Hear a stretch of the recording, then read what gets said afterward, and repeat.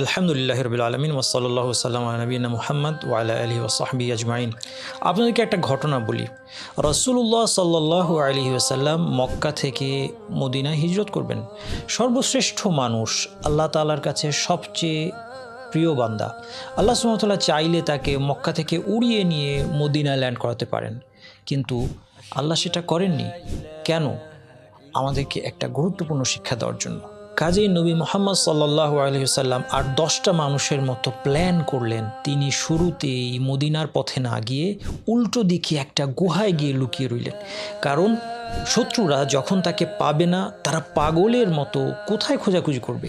মদিনার পথে। যখন তাদের এই প্রাথমিক খোঁজাখুঁজি তল্লাশি একটু স্তিমিত হয়ে আসবে, ঠিক তখন তিনি রওনা দিবেন মদিনার পথে। কত সুন্দর স্ট্র্যাটেজি দেখলেন, কিন্তু তার অন্তর কোথায়? তার অন্তর আল্লাহ সুবহানাহু ওয়া তাআলার সাথে কানেক্টেড। এই জন্য শত্রুরা খুঁজতে খুঁজতে যখন সেই গুহার মুখে চলে এলো, এমন অবস্থা যে নিচের দিকে তাকালেই দেখে ফেলবে। সঙ্গী আবু বকর রাদিয়াল্লাহু আনহু তিনি ভয়ে জমে গিয়েছেন।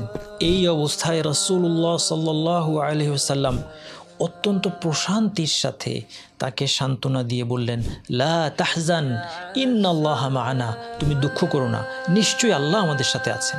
একজন মুসলিম তার লক্ষ্য অর্জনের জন্য সব ধরনের জাগতিক প্রচেষ্টা চালায়, কিন্তু তা সত্ত্বেও তার অন্তর আল্লাহর সাথে থাকে।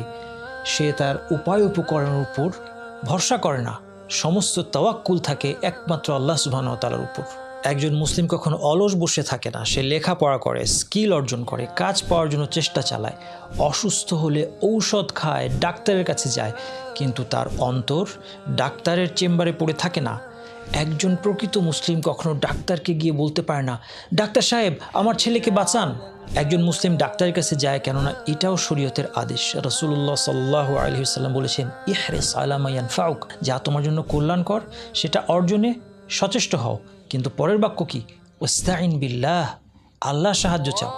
অর্থাৎ তোমার অন্তর যেন ওই উপকরণের সাথে, আসবাবের সাথে সম্পৃক্ত না থাকে।